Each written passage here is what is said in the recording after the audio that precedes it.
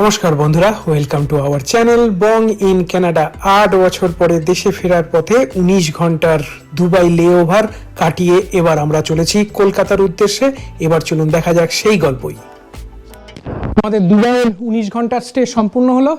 এখন রাত 11টা বাজে। আমরা ডিনার সেরে এখন আমরা চেক আউট করে এয়ারপোর্টে যাচ্ছি। এমিরেটসের ফ্লাইট টু কলকাতা রাত 2টো দুবাই টাইম। আবার কাল সকালবেলা গিয়ে আমরা কলকাতায় পৌঁছচ্ছি মহাসপ্তমীর সকাল। চলুন বেরোনো যাক। আউট করে দিলাম, বারবি রেডি, আমরা রেডি। এখন আমাদের এখানে ওয়েট করতে বললো এই লবিতে। তারপর যখন বাস আসবে, ড্রপের বাস আসবে, এয়ারপোর্ট ড্রপের বাস আসবে, তখন সেই বাসে করে আমাদের যেতে হবে। এয়ারপোর্ট ড্রপের বাস চলে এসেছে, এই যে দুটো বাস, এই দুটো বাসে আমাদের যেতে হবে। এখন কোনটায় যাবে? ওই পেছন দিকে তুলে দিচ্ছ? হ্যাঁ ঠিক আছে, তাহলে পেছনে তুলে দাও।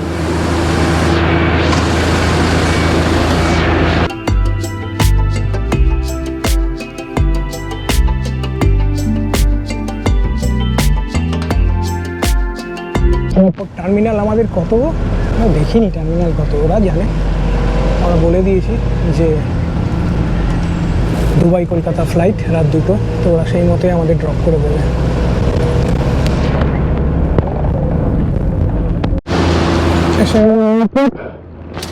এখান থেকে নেমে এবার ভেতরে ঢুকতে হবে। দেখি সবাই কোন দিকে যায়, সেই দিকে আমরাও যাই। চলো। বাঁচা গেছে। বাপরে বাপ, কি গরম। এখানে তো ডিপার্চার দেখা যাচ্ছে। ও বাবা, এইটুখানি এলাম, ওইদিকে রাস্তা পেরোনোর জন্য এটা ছিল, আবার এখানে আবার রাস্তা পেরোবো।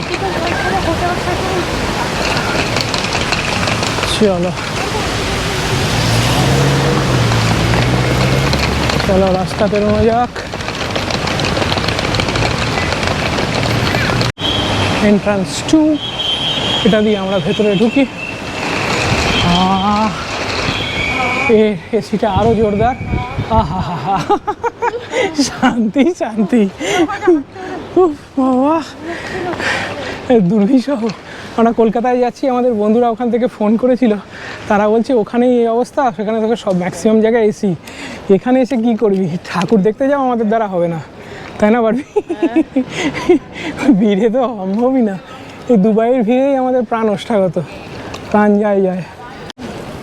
এই হচ্ছে অল ডিপার্চার গেটস, মানে আমাদের এখন সোজা হলো এই রাস্তা ধরে হেঁটে যেতে হবে। কতটা জানি না। খাওয়া দাওয়া হয়ে গেছে রাতে, আবার ফ্লাইটে খেতে দেবে। অবশ্য 2টোর ফ্লাইট, অন্তত রাত 3টে সাড়ে 3টের আগে কিছু দেবে না, ততক্ষণে আবার একটু খিদে পেয়ে যাবে। এত ব্যাগেজ ড্রপ করার তো আমাদের কোনো কিছু নেই, কারণ আমাদের ব্যাগেজ সেই টরন্টো থেকে চলে গেছে ওদের আন্ডারে।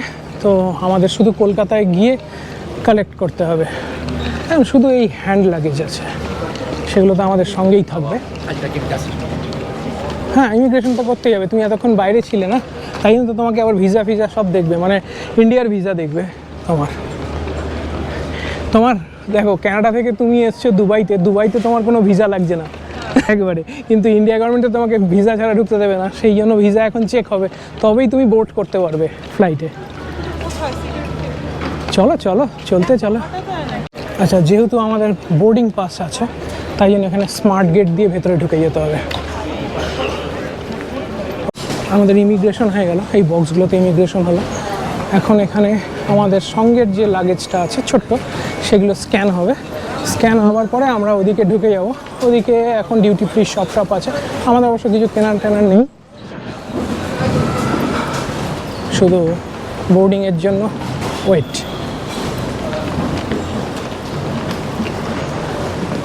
বারবি আজকে এখন কামাল করে দিচ্ছে, একাই সমস্ত কিছু করলো, আমাদের কিছু দেখাতেই হলো না। ডিজিটাল বোর্ডে দেখে নিলাম, আমাদের এখন A14 গেট নাম্বার A14-এ যেতে হবে। তার জন্য মনে হচ্ছে এখানে ওই ইন্টারনাল ট্রেন ধরতে হবে। এখানে, হ্যাঁ, এখানে A1 A14 A1 to A24 ওই ট্রেনে ট্রেন তো হ্যাঁ ট্রেন ধরতে হবে টার্মিনাল 3-র মধ্যেই ট্রেন আছে সেই ট্রেন ধরতে হবে চলো ওদিকে যাওয়া যাক এই সেই ট্রেন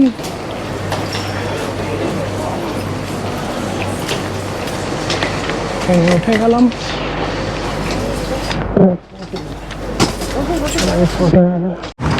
চলে এলাম ট্রেন থেকে নেমে গেলাম আমরা এখন A14 গেট খুঁজতে হবে আমরা এ এরিয়ায় চলে এলাম আর কি এ এরিয়ায় 14 to 24 সরি 1 to 24 1 থেকে 24টা গেট আছে তো 14 গেট এদিকে দুটো আছে লিফট আছে আর এদিকে আছে এসকেলেটরও আছে তো আমরা লিফটেই যাচ্ছি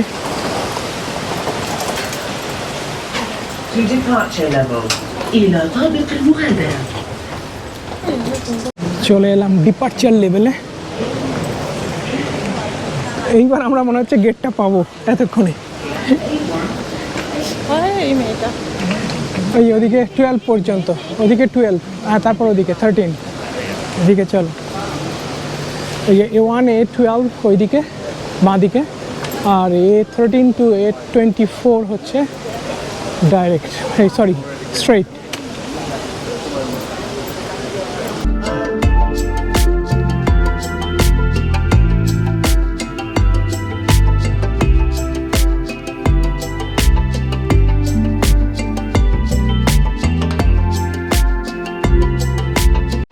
এই ব্যাগগুলো ইন্ডিয়ান কারেন্সিতে 3 লাখ 3.5 লাখ দাম 3 লাখ 3.5 লাখ টাকার ব্যাগ কি হবে কে জানে কিনে অবশ্য যাদের পয়সা আছে তারা হয়তো ওটা ভাবে না রাত 1:20 আমাদের বোর্ডিং শুরু হলো দুবাই টু কলকাতার ফ্লাইট এমিরেটস আমাদের এখন বোর্ডিং শুরু হলো রাত 1:20-তে আর 2টোর সময় ফ্লাইট কালকে সকাল 8:11-তে আমরা কলকাতা ল্যান্ড করব সপ্তমীর দিন সকাল 8:11 জয় মা দুর্গা আমাদের শুরু হয়ে গেছে বারবি স্ক্যান ওয়েলকাম প্রসিড এবার আমারটা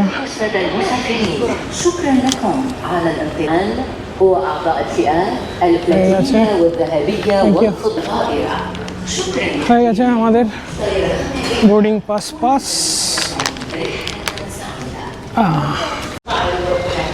এই বাংলায় অ্যানাউন্সমেন্ট হচ্ছে যেহেতু কলকাতার ফ্লাইট তাও এমিরেটস করছে বাংলায়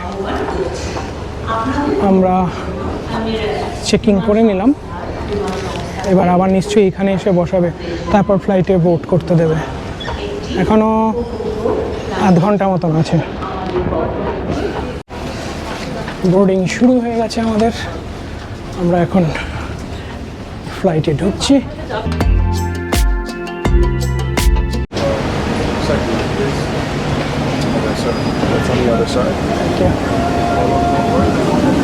hello Ladies and gentlemen, we really want to get up and give it to you, open, thank you. Thank you. سيدات وزوجين قوة زود الطائرة بالوقود رجعتم في حزب الجلوس وشكرا لكم.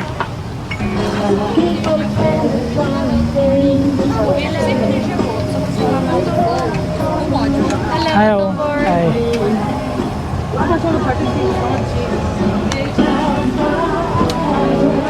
Hi. Barbie ফ্লাইটে উঠেই ঘুমিয়ে পড়েছে গভীর ঘুম একটা ভালো যদি এখন পুরোটা ঘুমিয়ে যেতে পারে তাহলে সকালবেলা অনেকটা ও ফ্রেশ হয়ে যাবে কলকাতা পৌঁছাতে পারবে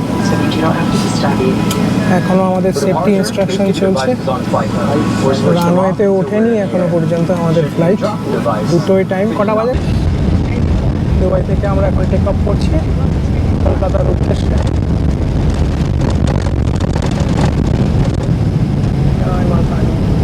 এই ওপরে উঠে গেলাম আমরা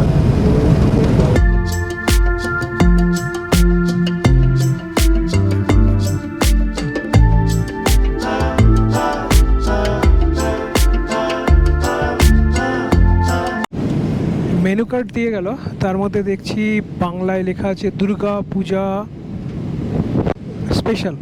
তার মধ্যে কি আছে? ব্রেকফাস্টে আছে টাটকা মৌসুমি ফল। আচ্ছা, ঘুগনি আছে, ঘুগনির সঙ্গে লাচ্ছা পরোটা, আলু আলু কি ওটা?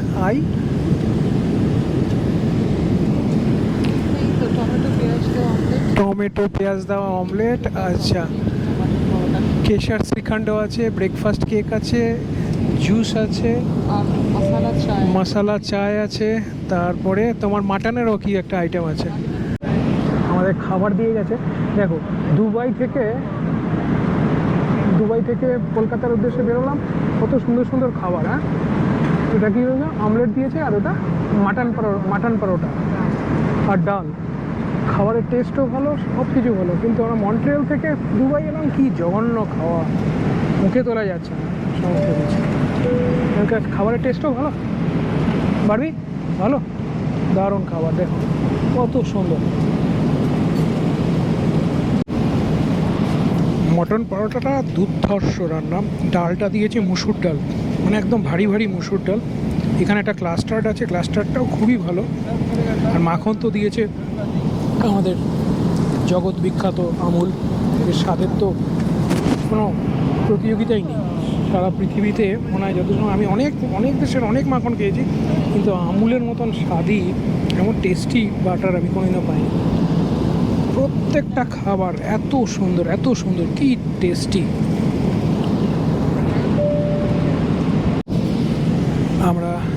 আমরা যত কলকাতার দিকে এগোচ্ছি, সানরাইজ তত বোঝা যাচ্ছে, মানে ইস্ট সাইড সানরাইজ হচ্ছে, ওয়েস্টে সানরাইজ হতে কিছু হলেও প্রায় 2 ঘন্টা দেরিতে হয়। তো আমরা এখন প্রায় ইন্দোরের ওপরে আছি। সেখান থেকে দূরে পূর্ব দিকে আকাশ আস্তে আস্তে অনেকটাই পরিষ্কার হয়ে গেছে, সূর্যোদয় হচ্ছে। কলকাতার আকাশে আমরা চলে এসেছি, একদম পুরো দুর্গাপূজার আকাশ। সেই ছেঁড়া মেঘ, শরতের ছেঁড়া মেঘ, আর সূর্য, মানে আলোকোজ্জ্বল দিন। বৃষ্টি না হলেই হলো। মা দুর্গা একটুখানি বাঁচিয়ে দাও। কালকে আমরা এশিয়া কাপ চ্যাম্পিয়ন হয়েছি, এত আনন্দ পেয়েছি দুবাইতে থেকে। আজকে সেই সেলিব্রেশন হবে আমাদের এখানে কলকাতায়। এখন নামছি আমরা 8 বছর পরে, ভাবলেও কেমন লাগবে। কতদিন পরে মা গঙ্গাকে দেখছি উপর থেকে। জয় মা। কলকাতা ঢোকার একটা আলাদা অনুভূতি, কি বলো? কলকাতা ঢোকার, তাও এত বছর পরে, কি যে ভালো লাগছে, মানে ভাষায় প্রকাশ করতে পারবো না। আমাদের মুখগুলো দেখলে পরেই বুঝতে পারছে না তো। আর 1-2 মিনিটের মধ্যেই আমরা ল্যান্ড করছি, ঢুকে গেছি আমরা। ও আমার কলকাতা, কতদিন পরে।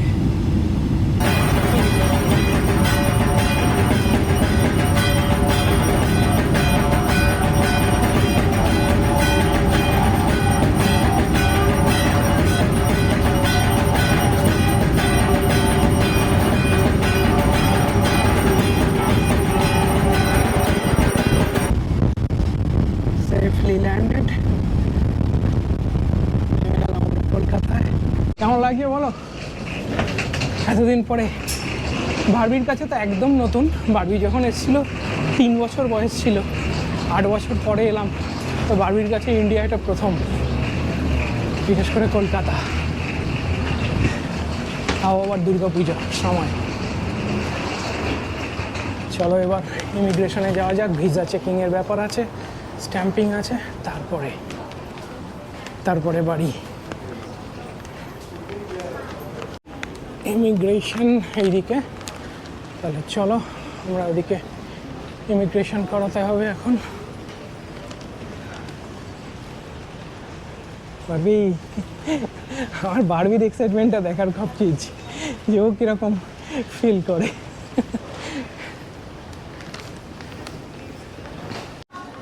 আমাদের লাইন এইদিকে, অপেক্ষাকৃত কিছুটা হালকা আছে ফরেন পাসপোর্ট হোল্ডারদের, তো ভালোই হলো, এত লাইনে দাঁড়াতে হবে না। আমাদের অলরেডি ফর্ম আমরা ফিল আপ করে নিয়েছিলাম, ইমিগ্রেশন ফর্ম।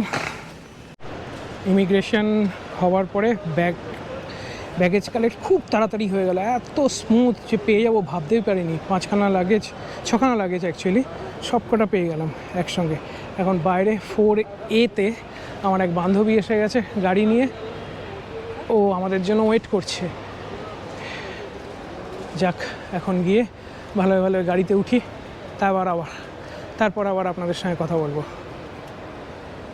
বাইরে বেরিয়ে এলাম, গরম তো প্রচণ্ড, প্রায় 32 ডিগ্রির মতন টেম্পারেচার। আমাদের কেউ নিতে আসার মতন কেউ ছিল না আমাদের, তাই জন্য নিতে স্বয়ং আমার বান্ধবী সুদেশনাই চলে এসছে। এ পেছনে বসেছে সুদেশনা, তোকে তো আমরা এক্সপেক্টও করিনি রে। অ্যাকচুয়ালি আমাদের সারপ্রাইজ দিলাম। ভালো, থ্যাংক ইউ। আমাদের অ্যাকচুয়ালি বারবি বলছিল আমাদের তো কেউ নিতে আসার নেই গো। তো বারবি এসে গেছে। ফ্লাইটের জানলা দিয়ে কলকাতার চারপাশ দেখতে দেখতে আমাদের মনটা আনন্দে ভরে উঠল, আর সেই আনন্দ আরও শতগুণে বেড়ে গেল যখন দেখলাম সুদেশনা আমাদের নিতে স্বয়ং চলে এসেছে। গাড়ি করে ধীরে ধীরে আমরা পেরিয়ে গেলাম বরানগর, দক্ষিণেশ্বর, বালি ব্রিজ পেরিয়ে আমরা চলে এলাম আমার ছোটবেলার শহর উত্তরপাড়াতে। এর পরের ব্লগে আমরা সেই অভিজ্ঞতাই আপনাদের সঙ্গে শেয়ার করে নেব। আর যদি ব্লগগুলো ভালো লাগে তাহলে অবশ্যই লাইক, শেয়ার ও কমেন্ট করতে ভুলবেন না।